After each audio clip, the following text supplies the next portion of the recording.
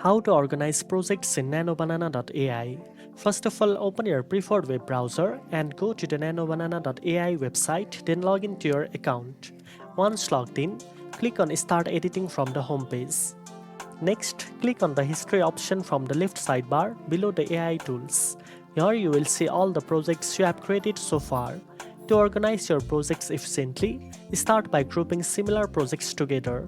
You can create folders or categories for different types of work, such as image edit, AI-generated art, or text-to-image project. You can also rename your projects to make them easily identifiable, helping you quickly locate specific projects later. Additionally, you can start your projects by date, name, or recently edited to keep everything organized and easy to access. Consider archiving old or completed projects to reduce clutter and maintain a clean workspace.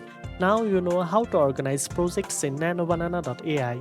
If you found this tutorial helpful, don't forget to like, share, and subscribe for more tech tips.